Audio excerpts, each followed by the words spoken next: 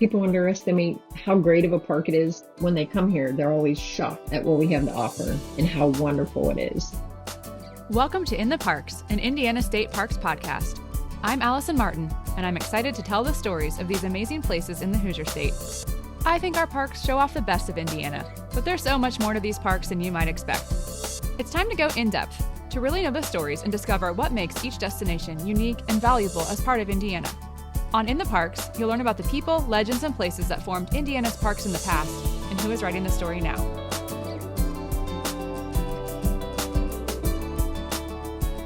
Today, we're going to Versailles State Park.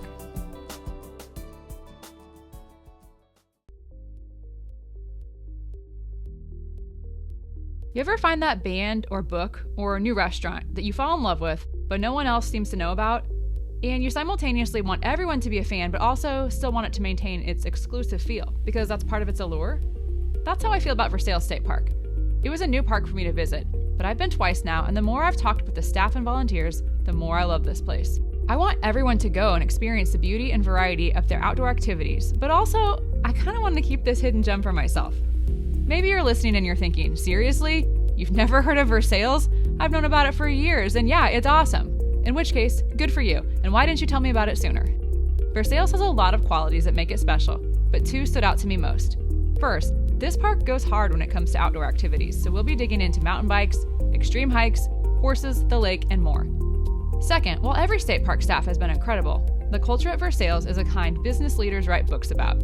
It's defined by family, mentoring, servant leadership, and an all-hands-on-deck attitude anchored in humility. It's quite the place. Before we learn about all the outdoor activities, here's a little history of the park. The first thing you see as you approach the entry gate is a beautiful red-covered bridge, the Bushing Bridge. The bridge was built in 1885 and it's still usable, thanks to a more recent restoration in 2005. It's a great spot for iconic Indiana pictures, and park visitors can drive from the park into downtown Versailles across the bridge, just like people would have when Versailles became a state park. And that happened in 1943. But the land had been developed in the 30s as Indiana's first federal park. Once again, we have the trusty Civilian Conservation Corps to thank for doing the work and establishing the infrastructure. When the park was transferred to the state system, it became the second largest in the state. Now it's nearly 6,000 acres.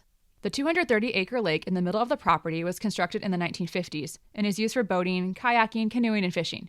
You can rent or bring your own boat, but save your swimming for the pool and water slide. They're really nice. And of course, there's camping. 226 electric sites and 9 equestrian campsites, along with group camp areas.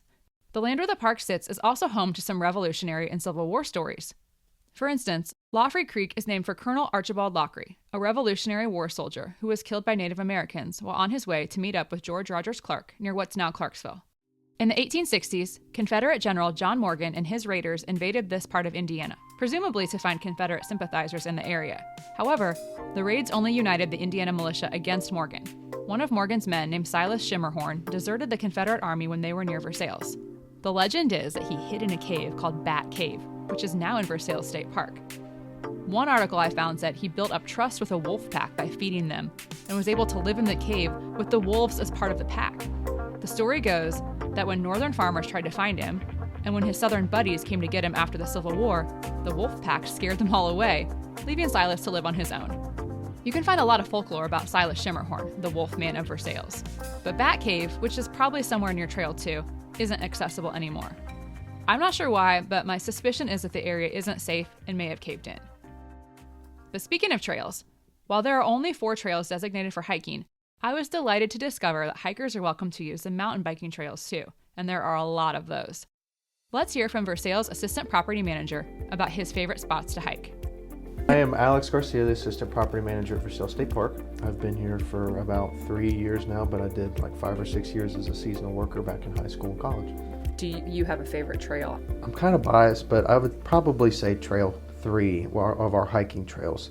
It's kind of a toss-up. Trail 3 is where me and the dog go a lot, just because he's a chocolate lab and he loves water, so crosses the creek 3 times, so it's plenty of time for him to jump in the water, splash around, get all muddy and dirty for me to clean him up later. If I had a second favorite, it would probably be Creekside Trail on the mountain bike trails, just because it follows up Lawfrey Creek quite a distance. And then once you get to the end of it, you can turn around or keep going on the mountain bike trails, but there's usually some beavers hanging out around there, deer, stuff like that. During the summertime, if we have a nice, for whatever reason, 70-degree day and low humidity, we will just be slam packed. We have enough trails that if you wanted to get away from people, if you just hike an extra 2 miles, you could be out of the way. You won't see a soul.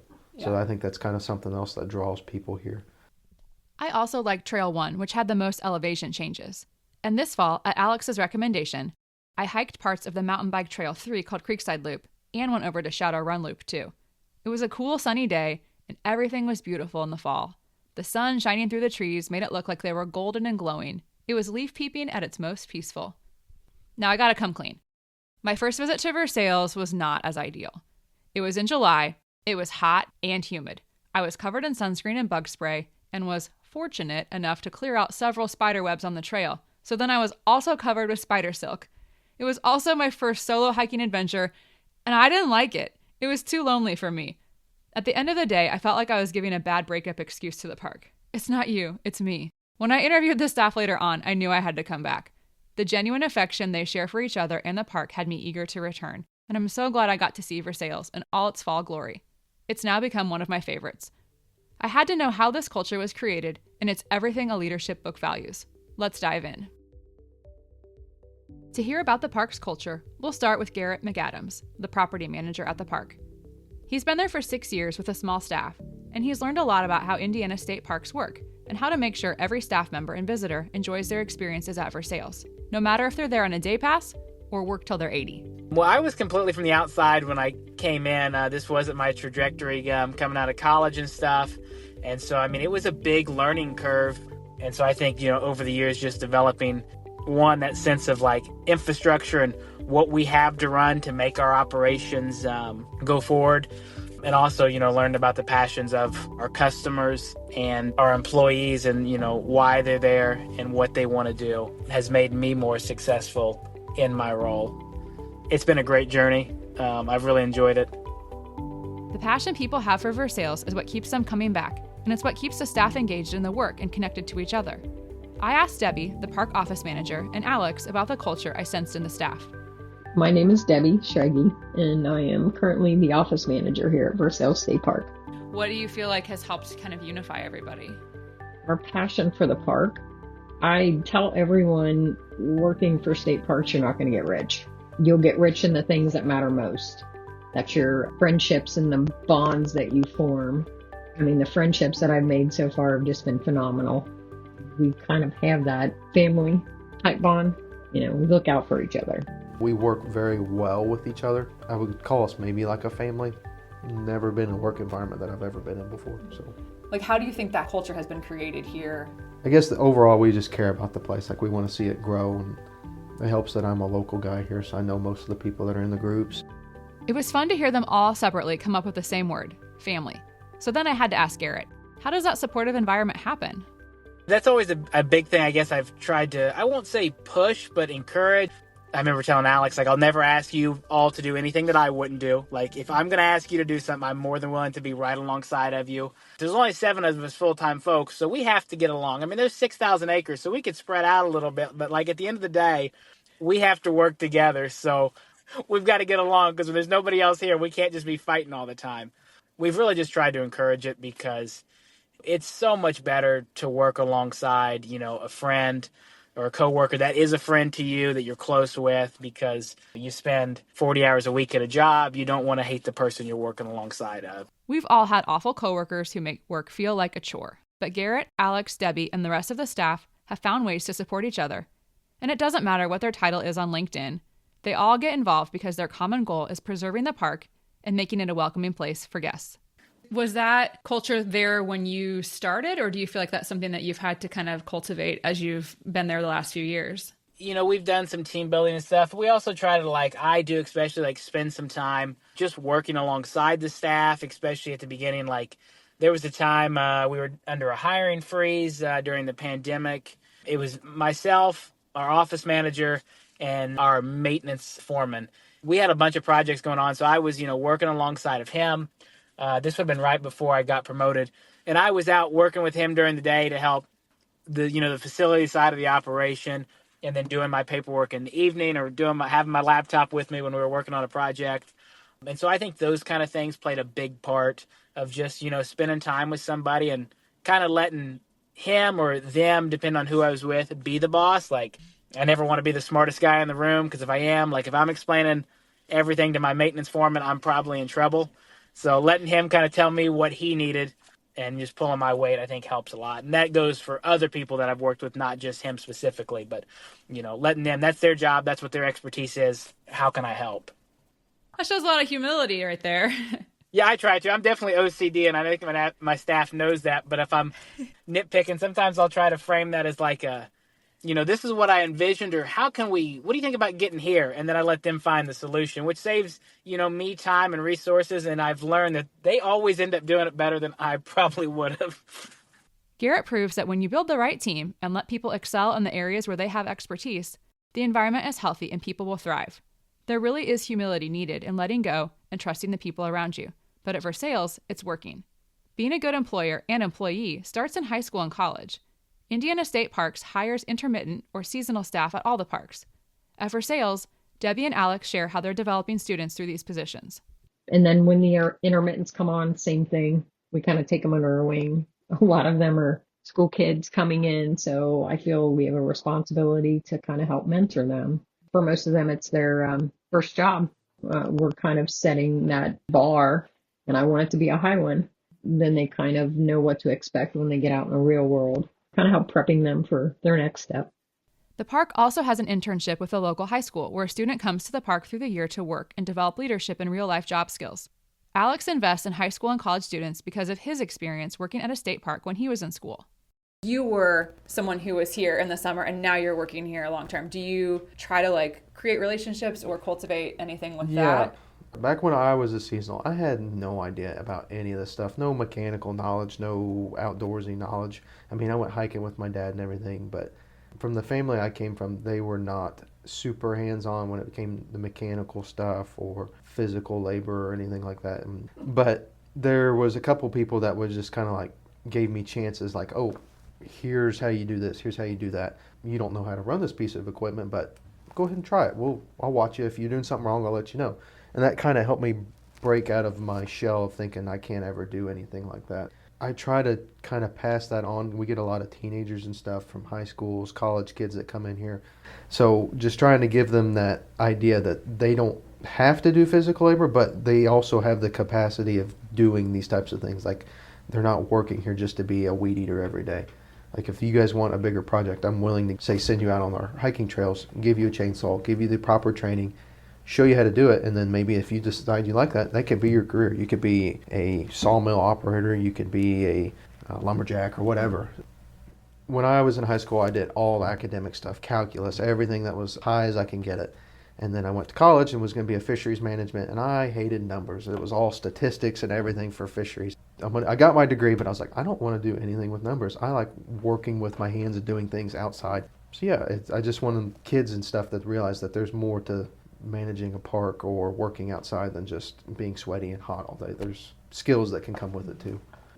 I think that, again, adds to just the family culture you guys have created, because you're kind of becoming like a big brother and uncle to a lot of these guys who maybe didn't have somebody to help teach them that. You get to take on that role yourself. Yeah. My old boss at my other job, he wasn't the type of person to point at something and go, you need to do this or you need to do that. He was just kind of, hey, do you mind doing this for me? And the way his leadership style was, I loved him. He was the best boss probably I'll ever have. He was just a really great guy, and I try to follow that. And I kind of asked him, I was like, how do you get us to do what you need us to do?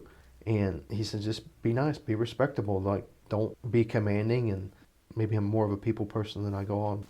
Well, I think that says a lot to your personality, that you're somebody who's 80 or 18 can listen to and respect, and knows that you're going to give them that same respect back. So that's awesome. Try to be nice is all I try to do, and then hopefully they listen, and if they don't, well, we'll figure that out. Right. We'll cross that bridge when we get to it. Hopefully it'll be a pretty covered bridge. Yeah. If you or someone you know is interested in working in a family-like environment at Versailles or any other park, Debbie has some advice. I always tell everybody, keep an eye around the month of February. That's typically when our parks will post positions. And I just kind of encourage them to get their foot in the door, try every position you can, so that way you know what you excel at and what's of interest to you. I always say if you're a people person and you want to kind of get into something more customer service oriented, which would be one of the gates or the camp store, there's those who are more hands-on. They like the physical labor aspect of it. So then, they might get into being one of our laborers or housekeepers. Anytime anybody expresses an interest, I'll kind of see where their strengths are, what they're interested in, and then I'll use that to guide them as what I'm going to suggest as far as applying for a position. I encourage everybody because it's a fun atmosphere and we are a family-oriented state park, so I think most people would fit. And every job is important at the park. That welcoming feeling, it starts at the gatehouse. What we do here is essential to how they're going to feel when they leave here. And we want them to leave here with a positive experience, great memories, so they always want to come back. Once you're in the park, there are plenty of reasons to keep coming back. Next up, we'll talk mountain bikes and epic hikes. But first, I want to remind you of a really special holiday deal we have from Recollection Project, a Zionsville-based artist who makes vintage travel posters in a 1930s style for state and national parks, as well as small towns. Mitchell's work is detailed and beautiful, perfect for a gift or your own home. You can buy one print, get one free with the code INTHEPARKS. Visit recollection-project.com now through the end of December and use the code INTHEPARKS to save this holiday season. Listen to last week's episode to hear the interview with Mitchell. Now let's head back to Versailles. One of the features Versailles is best known for is its mountain biking trails. With over 20 miles of trails that are mostly classified as difficult on the park map, it's easy to see why this is a favorite spot for bikers. These mountain biking trails are maintained by SIMBA, the Southeast Indiana Mountain Biking Association. Let's hear from David and Kelly Lockwood, the SIMBA Trail Steward and Group Secretary. Both of them came into mountain biking later in life, proving that it's never too late to do something daring, brave, and even terrifying. I'm David Lockwood. Probably about 7 years ago, I got interested in mountain biking, which, a little late in life coming to it, but I had some relatives who were into mountain biking and bought my first mountain bike, and Versailles was one of the trail systems that was really close to home. So it was actually one of the first places I rode and really enjoyed it. And I don't know, at some point along the way, Kelly got involved in the trail days as well. Actually, I had kind of a hard time getting her to mountain bike at first. She was a little bit, I guess, scared. Yeah. Scared, yeah. We've been road riders, all of our lives. And he asked me to come out to a trail work day with him, and I enjoyed that. And, went to a couple more. At one point I was like, I'd really like to try riding what we worked on. And it was terrifying. But after about 6 months, I thought, I think I'm going to stick with this. And then I got my own bike. How did you transition from it being scary to it being fun? I took some clinics at Hassmer Fest. That's our big event of the year. We have clinics there. It's run by Sally Marchand of Sundance Mountain Bike Skills Clinic. She does a lot of work at Brown County. And I've taken clinics with Kentucky Mountain Bike Association and also a local woman, Liv Birkenhauer. She has a business called Got Dirt, and I've taken clinics from her. So a lot of clinics. How to position yourself on the bike and how to manage, how to handle your bike and just basic skills. And then, you just kind of get out there and try it out. David's job with SIMBA covers a wide variety of responsibilities. Now I'm the trail steward for SIMBA, for the trail system. I look out for the well-being of the trails, liaison between our group and park management, just anything from getting materials to borrowing equipment from the park. We've got a great working relationship with them, really supportive in all the projects that we do. That feeling of support goes beyond park staff and SIMBA. It's part of the entire mountain biking community. Mountain biking definitely feels a little intimidating to me, like there's a higher potential to get hurt. But if it's something you want to try, whether you live near Versailles or another place with mountain biking trails, a group like SIMBA always welcomes new riders in. How would you describe the mountain biking culture and the community in your area? I would say underrepresented. We're in a very rural area, so the number of local people that come there and ride is fairly small. We're always interested in getting more people into cycling. Everybody's really friendly. It's a lot different than road riding, pretty laid back. I wish there were more women. We'd love just for somebody to just come out and try things out. People may find that it's kind of addictive and they want to come back. Always encouraging people to come out and ride. If you want to get started, there are a couple easier trails, but there are also quite a few difficult trails. We have a trail called Turtle Loop that is right down there by the pool. That's pretty much the easiest trail that we have. Some of them are quite rocky, which can definitely be intimidating to a newer rider. Shadowrun is probably one of our easiest trails too, but you have to climb a fairly big hill to get to the fun, easy stuff. All of our trails are pretty much intermediate. And then there's Potato Peelers, our newest trail.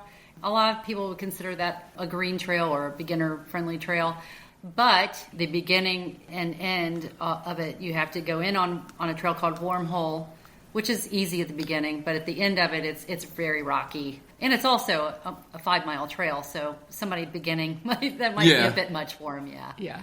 The good news is you never have to be embarrassed about walking your bike. So yeah, that's good.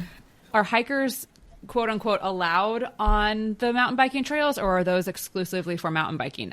I mean, it is hiking or biking. There are probably as many hikers as bikers on our trails.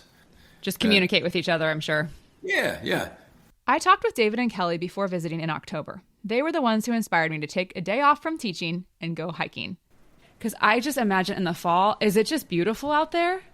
Oh yeah. It's magical. If you want to leaf gaze or do fall gazing, go to the Hassmer side. It is absolutely beautiful. Another event that's perfect for new or experienced riders is the annual Hassmer Fest. The festival's name comes from John Hassmer, a businessman who lived in Versailles 100 years ago. In the 1930s, he donated part of his land to be turned into a 4-H camp, which is what Versailles was for a little bit before joining the state park system. Hassmer Hill is on the west side of the property, between mountain biking trails 8 and 9. Plus, Hassmer Fest just sounds epic and extreme. But you don't have to be a metalhead to enjoy this weekend. Well, and you asked about Hassmer Fest. It is our festival, like our mountain bike festival that we have the last full weekend of September every year. It's our annual fundraiser. It's just a great time. We have a camp out. The last year we had a bluegrass band, and that same band is coming back. Friday night is kind of like our kids' night. We have like a little bling your bike parade. Last year we had karaoke, which the kids also love. Yeah. So, people really enjoyed it. Yeah, and it was amazing how much the kids loved it. Saturday we have the band. We also have a raffle. Like local bike shops donate. We auction all that off, and we have gift cards and all kinds of things. So if you've got younger kids who are interested, it seems like that would be a really fun opportunity for them to kind of practice. Yep. And that's the next generation. You hope to keep them interested. The clinics for kids and adults are helpful for people wanting to get into riding. Cora is the big is the Cincinnati Off-Road Alliance, and they give us a lot of support. We're not technically associated with them, but they do come out and they lead group rides. And this year, a couple of members of Cora are going to do our mountain bike skills clinic. Hassmer Fest is also a chance to build into the larger regional mountain biking community. We have about 200 people. And their families. Right. Yeah, I mean, it's just, you come and you camp. We camp right down there by the trailhead.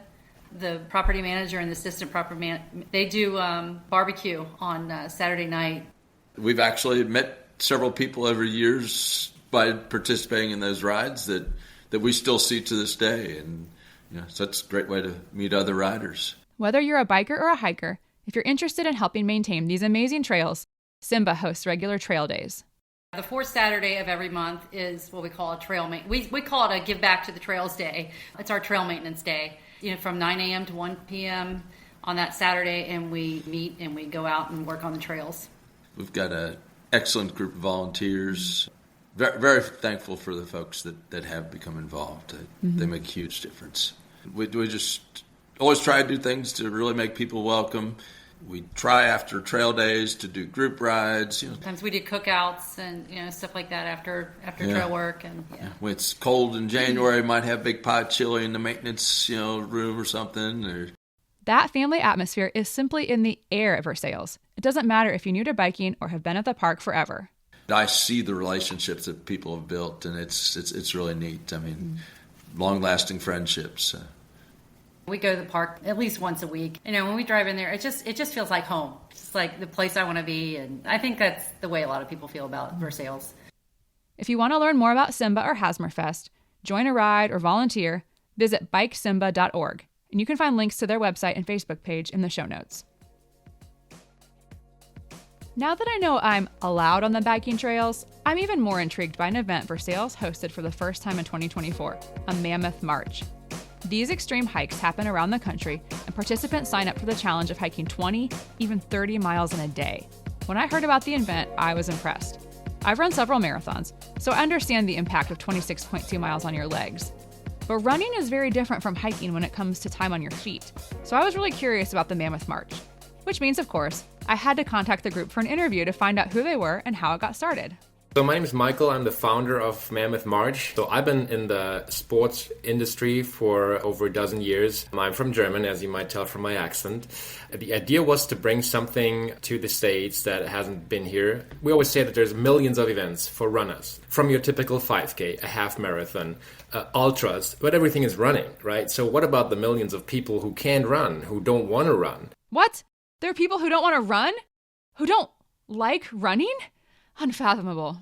But still want to enjoy a safe and organized, challenging event. And that's where we stepped in. And a couple of these long-distance hiking events are quite popular back in my home country. That's why we came up and how we came up with the idea of Mammoth March. The name technically just explains the nature of the event. It's a mammoth event. It's a mammoth challenge. You tackle 20 miles. A couple of our events actually feature a 30-mile option too. Mammoth March started in 2021, and from the beginning, they had several factors as part of their DNA. So most of the events we host are either national parks, wildlife areas, state forests, state parks. So the nature of the event should be, nature, remoteness. And that's how the event is set up in most states where we host it.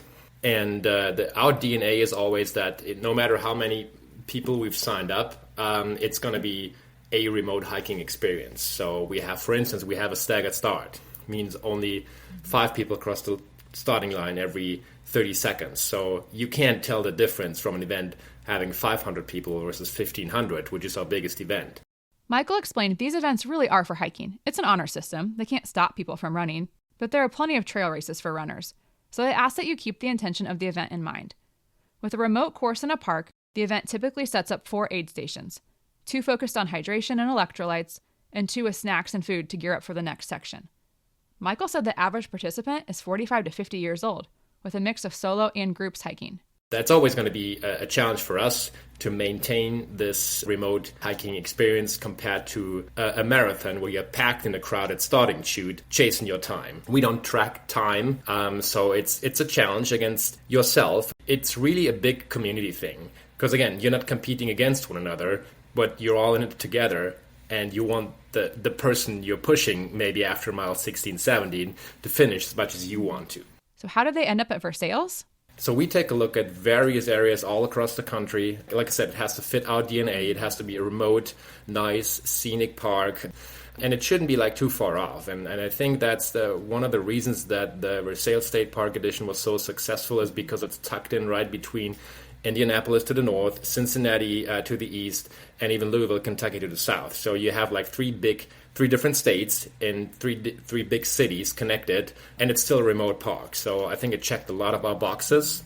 And then we were able to, using GPS, to figure out a 20-mile single-circuit loop. And that's one of our other DNAs. You see a lot of trail runs that, if you have a 50K, 100K run, they basically do a couple loops. They all look the same. Our event always features one single-circuit loop.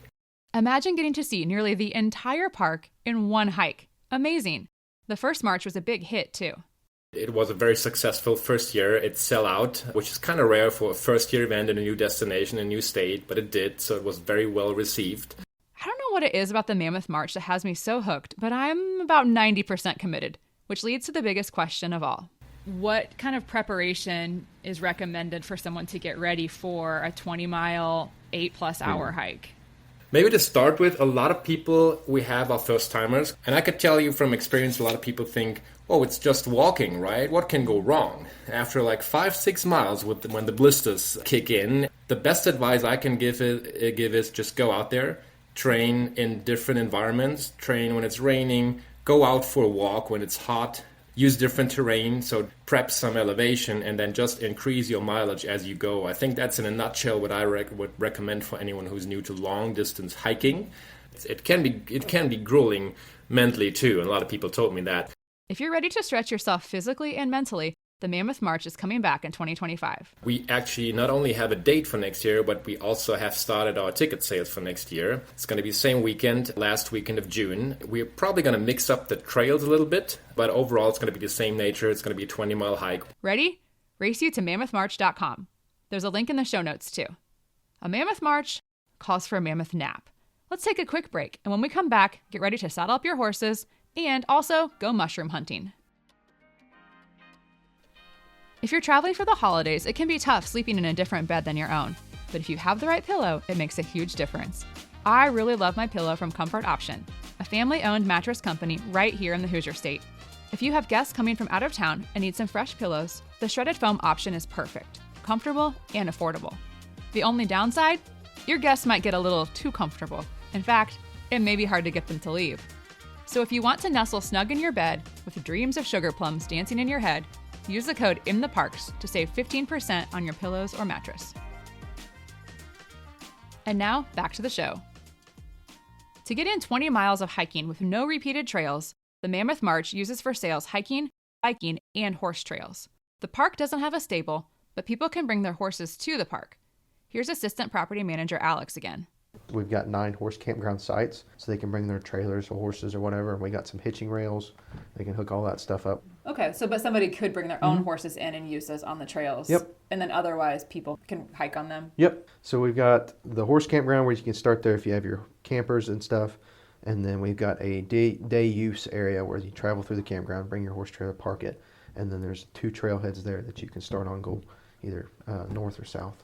Yeah, we get quite a few people coming in here and riding. A lot of volunteer work that goes on our horse trails. So we've got a couple people locally that really, really care about them and put in a lot of work and a lot of money into it. Another group putting a lot of work into the park is the Friends of Versailles State Park. Like almost all the Friends board members I've interviewed, a small encounter with the park led to volunteering, which led to becoming president. So be careful when you start volunteering. And my apologies for the static that came in a little heavy on this interview. Well, my name is Carolyn Tully, and I got involved in the Friends group after I took the Indiana Master Naturalist classes.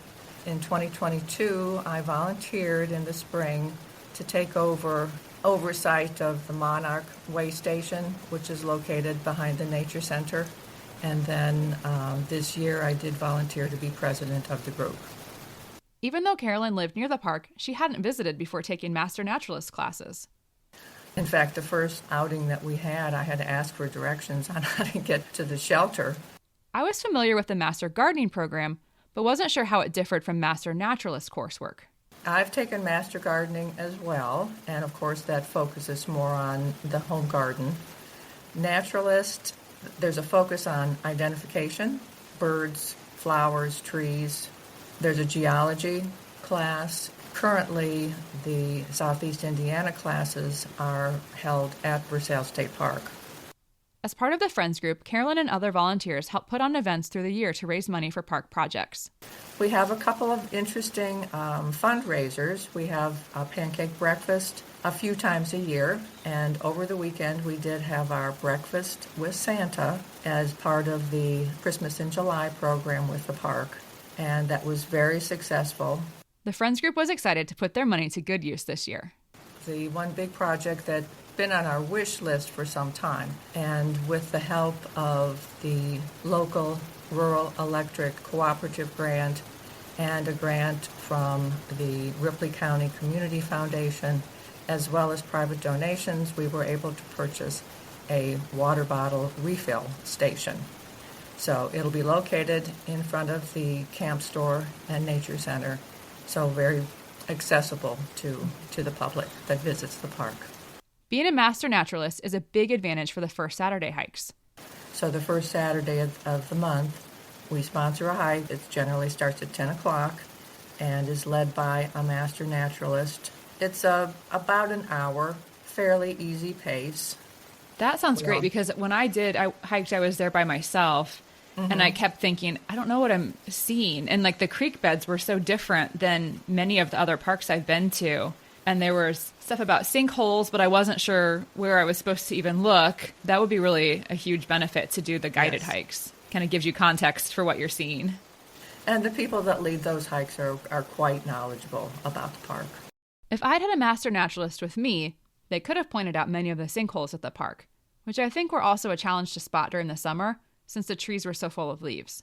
They would probably know what fossils I saw when I was hiking on the creek bed in Trail 3, and they would definitely know the best places to find mushrooms, if you could get them to reveal their secret. Can you go mushrooming at Versailles? I don't think I realized that.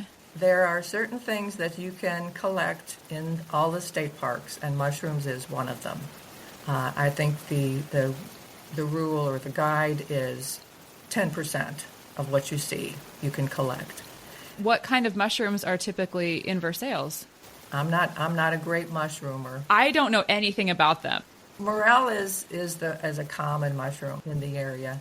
It's one of those mushrooms that if you know where they grow, it's a secret. You keep that location secret because you don't want anybody else to get there first.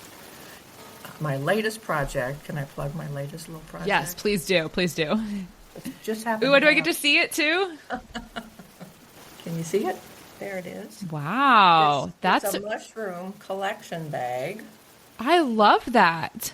And it's made so it's open so that when you collect your mushrooms and you're walking through the woods, then you're distributing the spores from those mushrooms throughout the area. That's awesome. What a great idea. Well, that's fun. I love the mushroom bag. That's a great little thing to promote. Are those going to be for sale in the camp store? Yes, they will be, after I make a few more.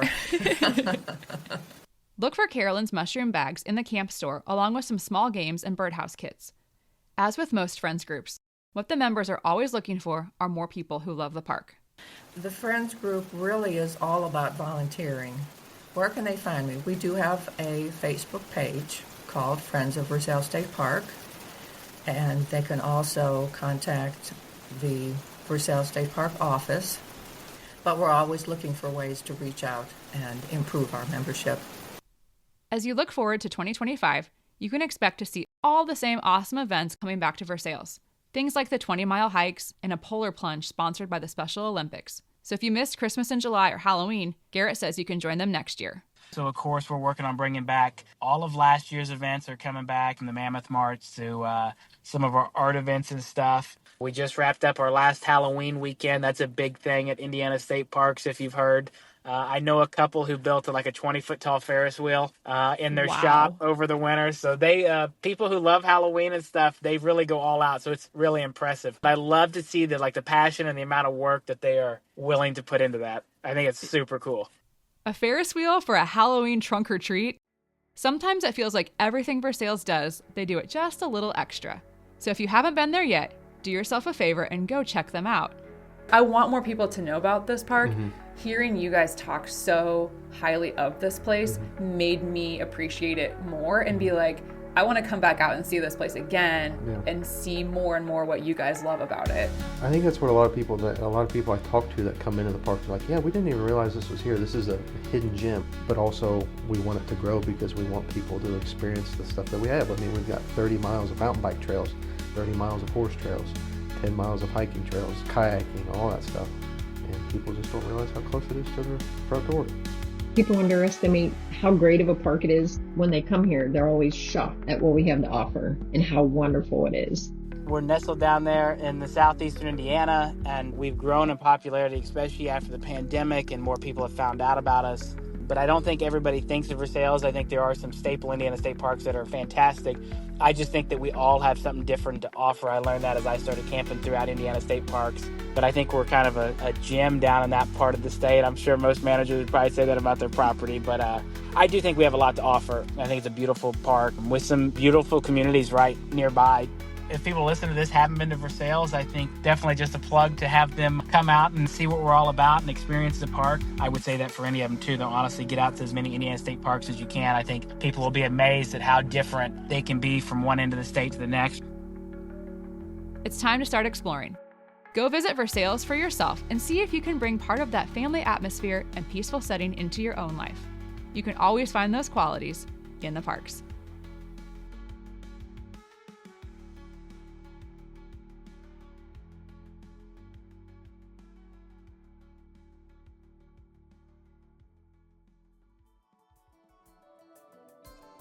A massive thank you goes to the Versailles staff and volunteers who share their time and knowledge with me. Thank you Garrett McAdams, Alex Garcia, Debbie Schraggy at Versailles, David and Kelly Lockwood with SIMBA, Michael with Mammoth March, and Carolyn Tolley with the Friends of Versailles Volunteer Group. In the Parks is not officially associated with Indiana DNR, but I'm grateful for all the incredible work they do for our parks. Please share this podcast with your friends and give it a positive review on your favorite podcast platform. You can follow along on Instagram and Facebook at In the Parks Online for more state parks content and my recommendations for the best places to get ice cream near each park. As a reminder, the podcast releases episodes every other week because unfortunately this is not my full-time job. So you'll hear from me again in 2 weeks before we take a little break for the holidays. Thanks for listening, and I hope to see you in the parks.